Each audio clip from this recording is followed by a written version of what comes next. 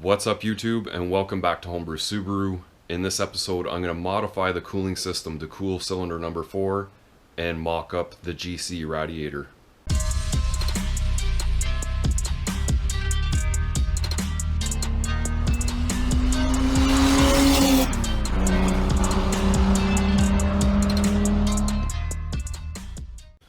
So what's up everyone? First thing I want to mention is there's a new feature to my channel called Super Thanks. It's just a donation option, a little button down here that you can tap or click, and it brings up a window that allows you to make a donation. I don't make a lot with YouTube, and for the amount of time and money that I've spent on my YouTube channel, I really haven't gotten it back. So anything, even if it's $2, anything would be greatly appreciated. So I'm going to begin with the cylinder 4 cooling mod, something I've kind of come up with myself.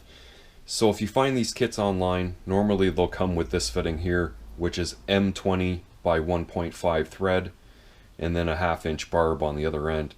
That'll thread right into the back of the cylinder head and allow you to attach some 1/2 inch hose to bring it all the way over to the water pump.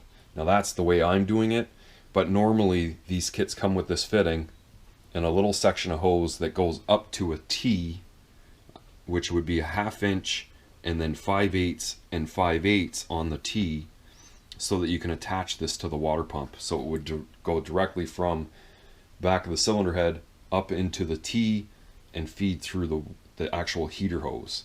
But because I have an open port on the water pump, I'm not using those ports to do the turbo. I can put this line directly to the water pump. I did also get some elbows just in case I need them, because I don't want the hose kinking as it comes out of the cylinder head and wrapping underneath the intake manifold. So I may need one closer to the cylinder head and then maybe another one closer to the water pump. But I'm going to get the hose in place and then kind of see what it looks like.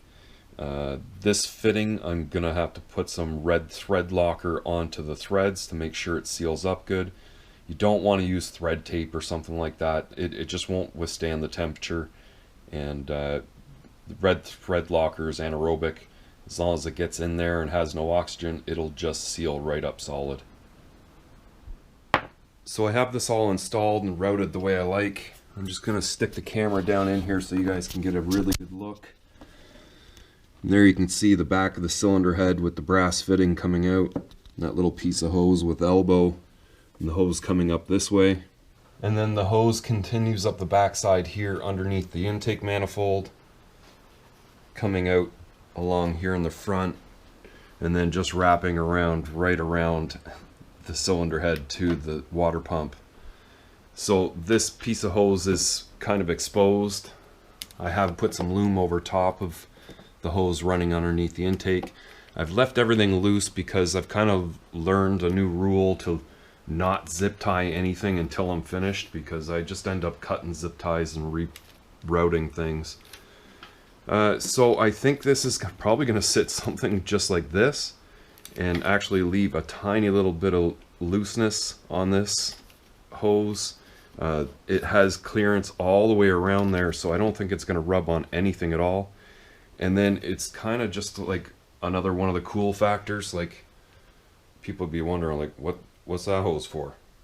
And then here in the back I've got 1-inch wiring loom over top those heater hoses, just because they are pretty much sitting on the starter and in between this clutch line here. Like I said, nothing's really going to move with this pitch stop as firm as it is, but I just don't want to discover that the hoses are starting to rub through and then have to replace them. The loom is a lot easier. At the same time, it kind of blacks it out and hides them down in there. Went ahead and put the brake booster hose on as well. It only really needed a twist up top and down low just to kind of angle it this way without any kinks. So it is the factory WRX hose hooked up on this old intake manifold. So the next thing I'm going to try and do is sit the GC radiator in place. It's out of my old car. It's not really intended for this one, but because I'm using the same hoses they should line up, and as long as I can get the rad to sit in the car, everything should be okay. So as far as I know, people are removing these brackets here and then just kind of having the rad sit in these lower brackets that are part of the subframe. So I don't know if I can pop out these bushings or use some other type of bushing that I might have to just kind of sit the rad there, because it'll really be maintained in place by the top supports and the hoses. I mean, they really don't move around very much, but I do definitely want something to retain it here on the bottom. So I'm going to sit it in place and see what it fits like and what I can kind of come up with. So the radiator seems to fit in place really well. Lines up with that top hose, which was my main concern. I know if it lines up with this top hose, everything else will line up properly. What I did at the bottom was I just popped those bushings out of the bracket and then just trimmed off that bottom piece, and then what was the top piece of that bushing I just slipped onto the bottom of the radiator. It actually had like a little kind of a nipple in the center of it that drops down into the bracket, and it really retains the rad from moving around at all. One issue is going to be the lower rad hose, and I kind of thought it would be. With the turbo water pump, the neck coming off of it is at a little bit different angle, and it's certainly a lot higher. So this lower hose is not going to work. What I think I'm going to do is probably order a new set of hoses and order them for a turbo GC car, and I think they'll just go right on at that point because the bottom and top necks would be the same. Something else I'll have to pick up is some slim cooling fans, because the ones that I had on this radiator were taken off of it and put into the 240SX, so they have been reused, and I'm gonna have to buy some new ones for this car. I'm glad that I went ahead and did that cylinder 4 cooling mod. That's a big thing on Subaru EJ engines, more so the turbos, because you know, people just adding more power, and it seems to be a closed loop on cylinder number 4. It doesn't have a good coolant return, and adding that port, which is just literally a brass fitting on the back of the cylinder head and some hose, is very efficient in adding cooling to the motor.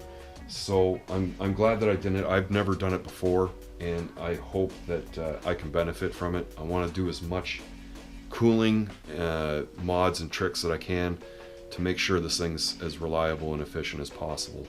And really, this block has already had cylinder number 4 fail. So I pulled a cracked piston out of it, I replaced all the pistons and rings, and I've been running it with these single overhead cam heads in the past. Now this same NA turbo setup that I've been running, I ran it on an EJ251 engine, and I also had cylinder number 4 fail on that. So doing the cooling mod, hopefully I never have cylinder 4 ever fail. And one last thing I can think of for now is the power steering return line. It kind of passes through the upper rad hose, so it's going to have to be kind of adapted or rerouted to go around that. And then aside from that, I got to order a new set of hoses and a new set of slim fans, and then wait for that stuff to come.